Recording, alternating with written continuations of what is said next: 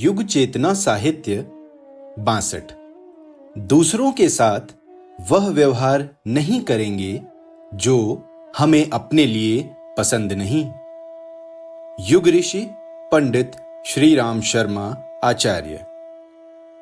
दूसरों के साथ वह व्यवहार नहीं करेंगे जो हमें अपने लिए पसंद नहीं।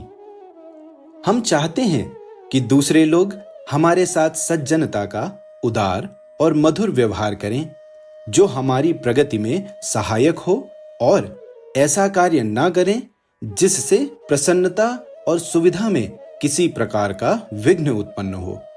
ठीक ऐसी ही आशा दूसरे लोग भी हमसे करते हैं। जब हम ऐसा सोचते हैं कि अपने स्वार्थ की पूर्ति में कोई आंच ना आने दी जाए और दूसरों से अनुचित लाभ उठा लें, तो वैसी ही आकांक्षा दूसरे भी हमसे क्यों न करेंगे। लेने और देने के दो बाट रखने में ही सारी गड़बड़ी पैदा होती है।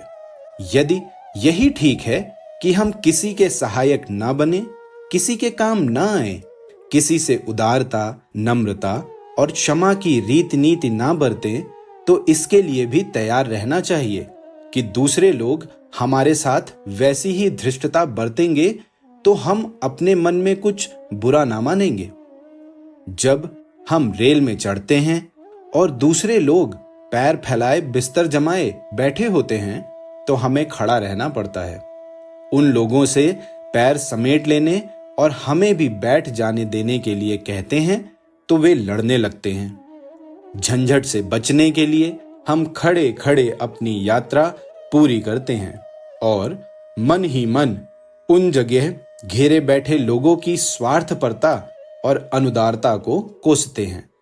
पर जब हमें जगह मिल जाती है तो हम भी वैसा ही व्यवहार करते हैं।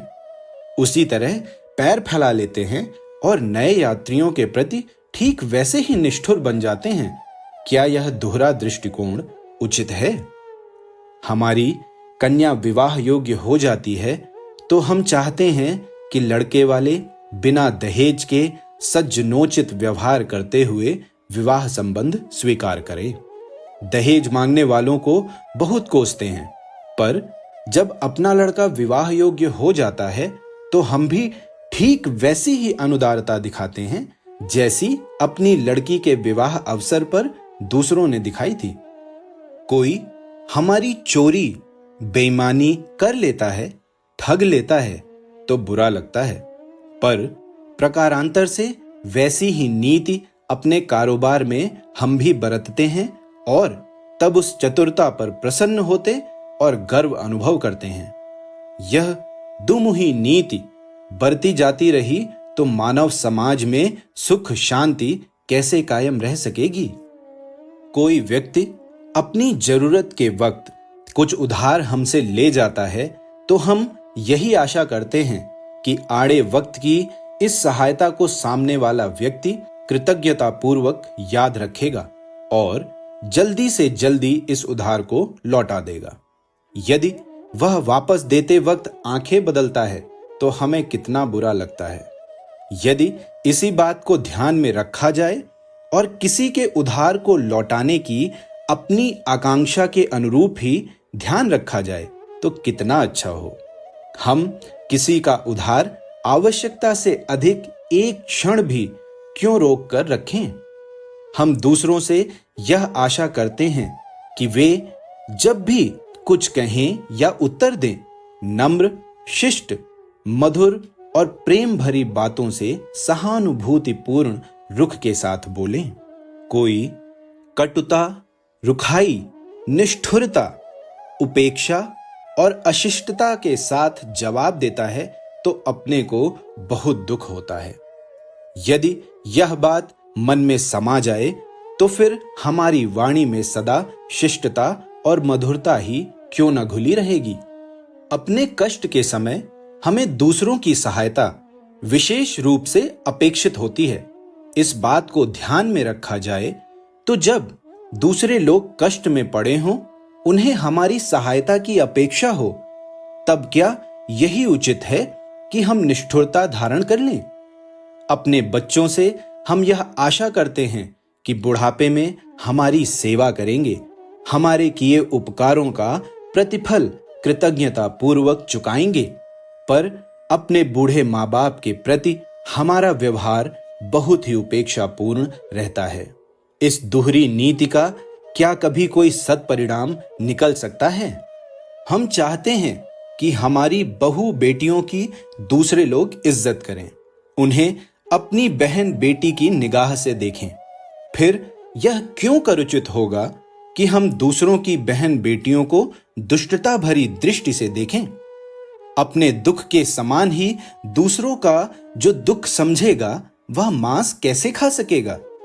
दूसरों पर अन्याय और अत्याचार कैसे कर सकेगा? किसी की बेईमानी करने, किसी को तिरस्कृत, लांछित और जलील करने की बात कैसे सोचेगा? अपनी छोटी मोटी भूलों के बारे में हम यही आशा करते हैं कि लोग उन पर बहुत ध्यान न देंगे। क्षमा करो और भूल जाओ कि नीति अपनाएंगे तो फिर हमें भी उतनी ही उदारता मन में क्यों नहीं रखनी चाहिए, और कभी किसी से कोई दुर्व्यवहार अपने साथ बन पड़ा है तो उसे क्यों न भुला देना चाहिए। अपने साथ हम दूसरों से जिस सज्जनता पूर्ण व्यवहार की आशा करते हैं, उसी प्रकार की नीति हमें दूसरों के साथ अपनानी चाहिए।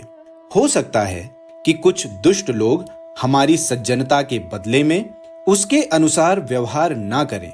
उदारता का लाभ उठाने वाले और स्वयं निष्ठुरता धारण किए रहने वाले नर पशुओं की इस दुनिया में कमी नहीं है। उदार और उपकारी पर ही घात चलाने वाले हर जगह भरे हैं।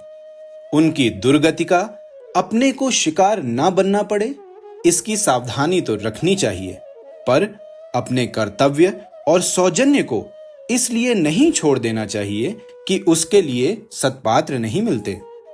बादल हर जगह वर्षा करते हैं, सूर्य और चंद्रमा हर जगह अपना प्रकाश फैलाते हैं, पृथ्वी हर किसी का भार और मल मूत्र उठाती है।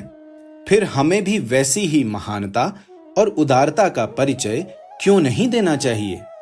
उदार प्रकृति के लोग कई बार चालाक लोगों द्वारा ठगे जाते हैं और उससे उन्हें घाटा ही रहता है, पर उनकी सज्जनता से प्रभावित होकर दूसरे लोग जितनी उनकी सहायता करते हैं, उस लाभ के बदले में ठगे जाने का घाटा कम ही रहता है। सब मिलाकर वे लाभ में ही रहते हैं। इसी प्रकार स्वार्थी लोग किसी के काम नहीं आने से अपना कुछ हर्ज या हानि होने का अवसर नहीं आने देते, पर उनकी कोई सहायता नहीं करता तो वे उस लाभ से वंचित भी रहते हैं। ऐसी दशा में वह अनुदार चालाक व्यक्ति उस उदार और भोले व्यक्ति की अपेक्षा घाटे में ही रहता है। दोहरे बाट रखने वाले बेईमान दुकानदारों को कभी फलते फूलते नहीं देखा गया। स्वयं खुदगर्जी और अशिष्टता बरतने वाले लोग जब दूसरों से सज्जनता और सहायता की आशा करते हैं तो ठीक दोहरे बाट वाले बेईमान दुकानदार का अनुकरण करते हैं। ऐसा व्यवहार कभी किसी के लिए उन्नति और प्रसन्नता का कारण नहीं बन सकता।